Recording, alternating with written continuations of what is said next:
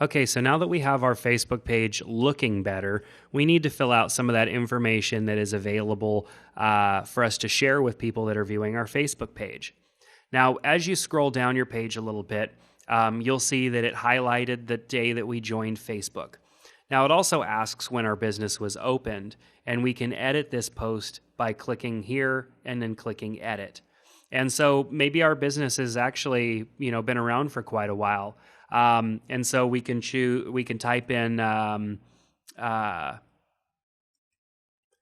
ABC demo group opens, and then I can choose a date in the past, such as, July 24th of 2006. And then you can choose born, founded, started, opened, created, launched. So we could choose opened. That's the day that we opened. We could choose our location, as it may very well could have been somewhere else other than where you're currently located. So we'll choose Modesto. And then you can put in a story. You can type in some information that would give people kind of an insight as to where and what was going on during that time, what maybe made you decide to open the ABC demo group. And then you can also upload photos. Maybe you would upload photos of the founding partners or of the first location. For example, I have a client who has a auto repair facility that's been around for a lot of years, and the photo of their founding, like when they first opened, was of his grandfather when his grandfather opened the company. And that's a cool photo to have in your Facebook. So when somebody scrolls down to the very beginning of your Facebook page, they could see that old photo. Obviously, there was no social media around back then, but it was definitely a cool thing with a cool story to tell. So I'll just go ahead and hit save. You'll always notice that there's this little earth right here, which is your privacy settings. You can choose who's going to see this and edit those privacy settings on any of these posts. So maybe you don't want people to see a post unless they've already liked your page. Or perhaps you're fine with everybody seeing a post publicly, whether they've liked your page or not. However you want to set that up is up to you, depending on the type of the information that you're going to be sharing on your Facebook page. So over on the left-hand side, we see our people section. Lower than that, we have our about section, our photos that we've added, and then an area for reviews. Local businesses have the ability to accept reviews, and people can post reviews to your local business page. We'll go into that in a video later on. So let's click on the About tab here. You can see what Facebook has automatically filled in. It added our open founding information that I added just a moment ago, and it added something to life events. You can see it's pinpointed us on a map, and people can get directions from there. Our phone number, our website address, and just that really basic about area that we filled out when we set up the page initially. And then anywhere you go in any of these sections, there's these little edit buttons. I'm going to click on the edit button for basic information, and you'll see that there is a whole slew of information that is available to be changed. When you're viewing your page from the front here, you can quickly access that by just clicking on the settings option up here in the menu. Click on settings and then click on page info, and it takes us to the same section. So, Facebook web address. The Facebook web address is a easier to remember URL to your Facebook page that can be set when you have more than 25 fans. On occasion, Facebook will allow you to enter what you want your Facebook web address to be when you set up the page, but most of the time it requires that you have at least 25 fans before this comes unlocked. You'll notice that the URL to our page right now is facebook.com/pages/the-ABC-demo-group/ a series of numbers. So that's not very easy to share with people. In the future, we could make our Facebook page web address facebook.com/the-ABC-group or the ABC demo group, something very easy to remember, easier to send to somebody in an email. But obviously we cannot do that until we have 25 or more fans. Our category, local businesses, professional services, that is editable. We could go in and change what our category is should we decide that we want that to be something different.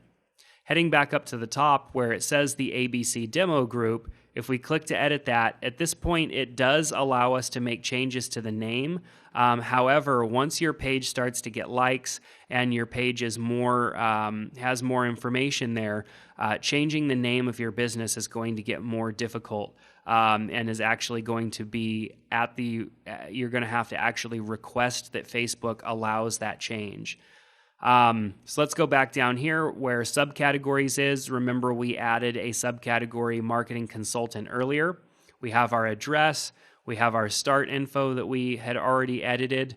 Hours of operation, of course, we want to set those. So we'll go ahead and choose hours by clicking add hours. And I'll just put in 8 a.m. to 5 p.m. and then choose Monday, Tuesday, Wednesday, Thursday, and Friday. I could have also chosen apply to all days, but, we don't work on the weekends, so we'll click on add and add our Monday through Friday hours and then click save changes. Our short description, which typically you want to keep to around 160, 180 characters. You don't want to get too lengthy with the short description because you do have an option for a longer description down here. So let's look at the longer description. Clicking on here allows us to just start typing in information about your page. So you're going to want to talk about your company here. The typical information that you might put on your about page on your website could go here. You can get more lengthy in this area, and I recommend that you do. Facebook doesn't give a limit as to how much text can go here. I wouldn't get too carried away, but I would put at least a paragraph or two about your company. Now, your price range, if you are a local business, such as a retail business or a restaurant, a coffee shop, something like that, where there's a price range, you can choose whether you are a 0 to 10, 10 to 30, 30 to 50, or 50 plus, so that people can get an idea of how expensive your business is.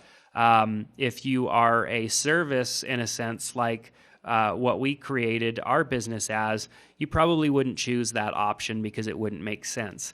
This is a price range option for like restaurants or, coffee shops and stuff like that.